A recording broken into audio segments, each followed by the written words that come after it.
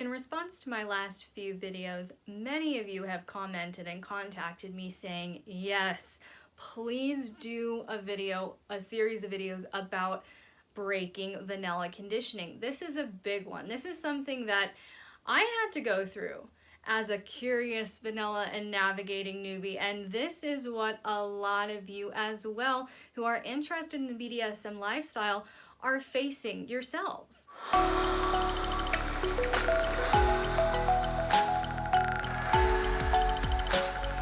If you've been here for any length of time, you know my philosophy on BDSM, that the foundation and the root of everything we do in BDSM is the DS dynamic, that consensual power exchange dynamic of dominance and submission.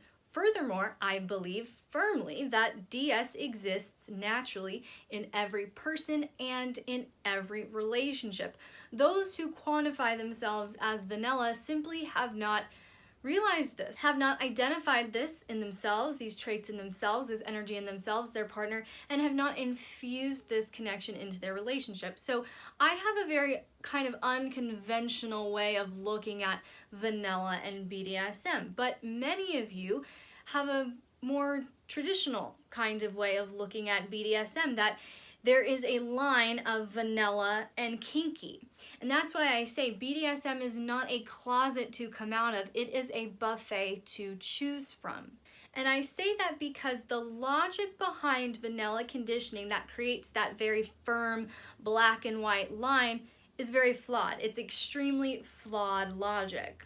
Because if vanilla conditioning is a limiting set of beliefs that you have about yourself and your sexuality, what drives that limiting set of beliefs is the logic that vanilla is the absolute standard of healthy sex, therefore anything outside of that standard is inherently unhealthy and will produce toxic results.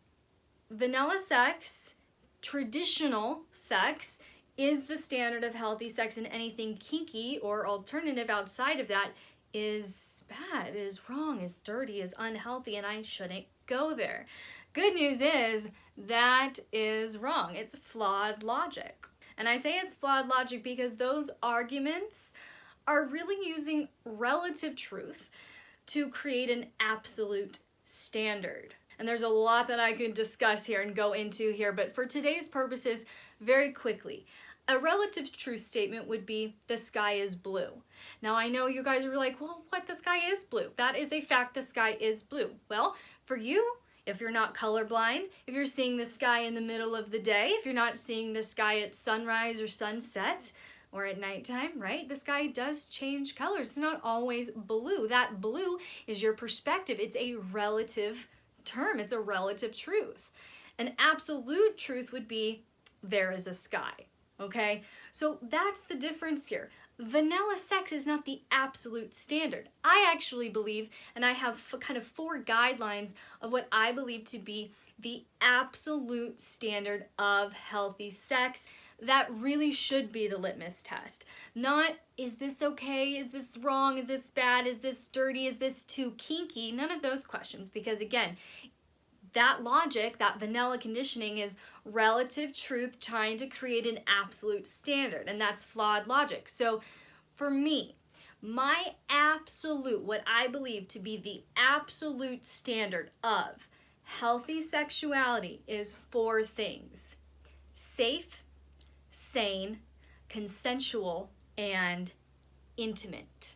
And I have these 4 standards of healthy sexuality because I believe these 4 standards give you, anyone, as a human being, your basic human rights that you are absolutely entitled to and that you deserve. You are a valuable human being who deserves choice, the ability to say no, you deserve respect, you deserve autonomy, all of these things. If you choose willingly to give up your control to someone you trust, great, that's your choice, but you chose it. Choice should never be stripped from you.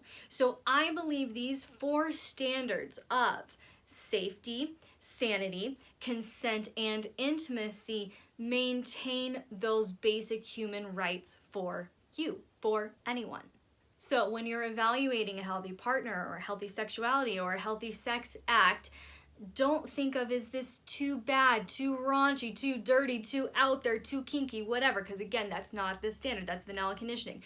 And we're going to break that paradigm over the next 2 weeks, plus my private patron-only bonus video. You do not want to miss that. Go to patreon.com/LXerotica now to get instant access. But when you're evaluating healthy sex, healthy sexuality, I want you to ask yourself these 4 questions. 1, safe.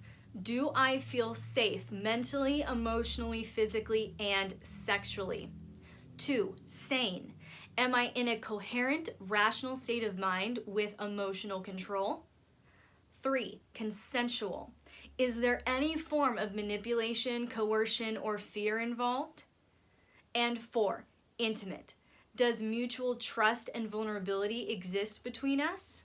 Do you see how just shifting those questions that you ask yourself when you're evaluating a new sexual experience, do you see how that already can start shifting you out of that fear place, out of that shame place?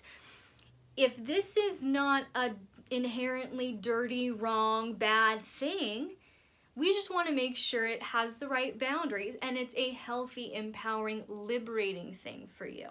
So those are the questions. Those are the 4 questions, the 4 standards.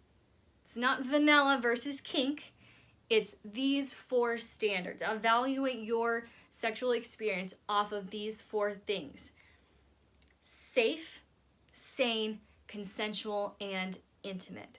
Your sexual experience should be more meaningful than just bumping elbows with a stranger on the street, you know?